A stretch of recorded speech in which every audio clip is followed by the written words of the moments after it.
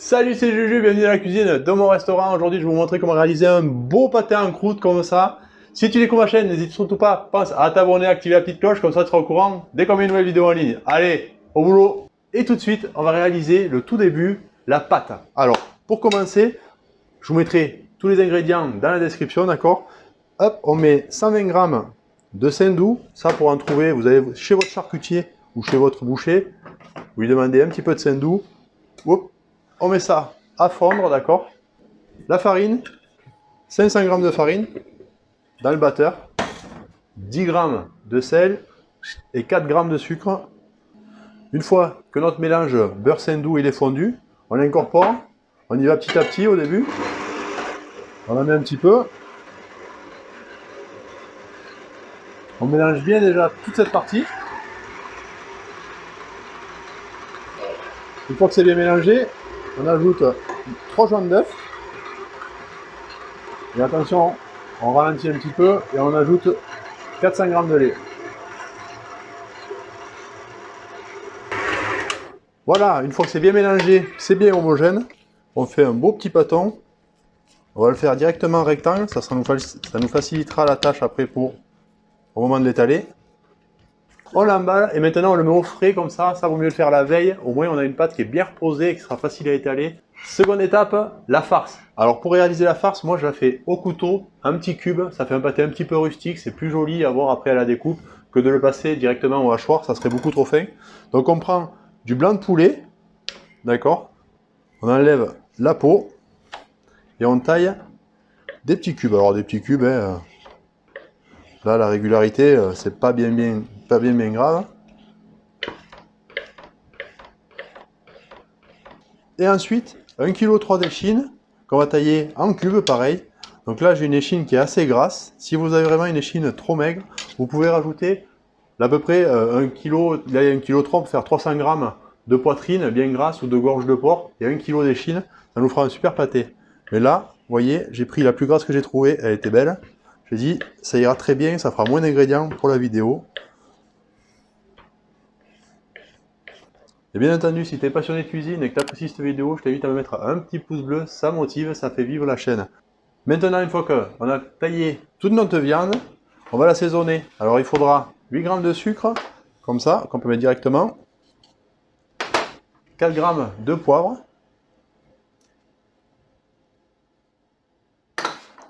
hop, et 29 g de sel. Moi je prends du sel nitraité, c'est pour la présentation, c'est beaucoup plus joli. On met notre sel, 2 centilitres de cognac et 2 centilitres de Porto. On mélange bien tout ça, soit bien étalé un petit peu partout. Une fois qu'il est bien filmé comme ça au contact, pour éviter que la viande oxyde, on pose les 2 œufs pour ne pas les oublier. On viendra les mélanger demain matin juste avant de les glisser dans le pâté. Et là on le met 24 heures au frigo avec la pâte et on se retrouve demain pour faire le montage. Troisième étape, le fonçage du moule. Alors on sort la pâte, vous voyez, elle est bien dure, elle a bien reposé. Très important de la laisser reposer, au moins elle n'est pas trop élastique pour travailler, c'est impeccable comme ça.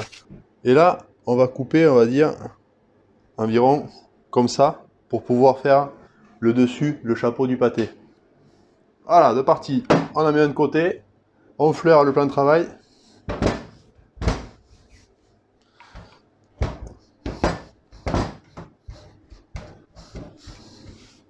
Donc là voilà, on garde un petit peu d'épaisseur, 4 mm on va dire. On prend le moule, on le dépose. Là on vient le plier comme ça. Alors moi je préfère le mouler comme ça, plutôt que de faire des petits morceaux. Au moins je suis sûr qu'après il n'y a pas de trou dans mon pâté. Très important de bien le descendre au fond.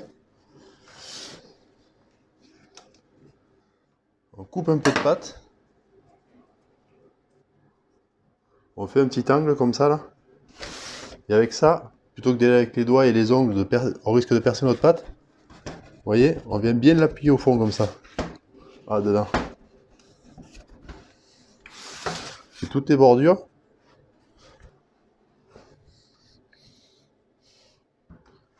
Hop, là voilà, il est prêt à remplir. Ok. On le met de côté. On prépare la bande pour le fermer. Maintenant, étape 4, on va finir la farce. Alors, elle a reposé toute la nuit, elle a mariné avec l'alcool, le sel, tout ça. Tac. Je me lave les mains et après on mélange tout ça avec les mains bien propres. Allez, et maintenant, on finit de bien mélanger notre œuf, notre farce. Là voilà, notre farce bien mélangée avec les œufs. On prend le moule, on fait glisser la farce dedans. On n'hésite pas à bien le tasser, d'accord? Qu'il n'y ait pas de trou à l'intérieur.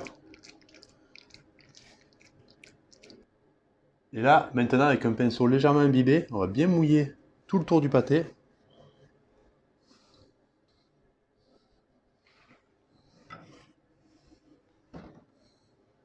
On prend notre chapeau qu'on vient poser dessus. Et là, très important, on chasse bien l'air qu'il y a dedans. Et on vient bien le souder tout le tour. Avec les parures, on peut la réétaler, la mettre au frigo et découper des petits décors avec un thème comme ça ou comme ça. Et après, maintenant, on chiquette bien fort avec l'arrondi du couteau derrière. On pince bien comme ça notre pâte. Il faut que ça se chevauche, le couteau, il faut qu'il se chevauche tout le tour comme ça. Pour être sûr qu'il soit bien soudé. Maintenant, une belle étape de jaune d'œuf.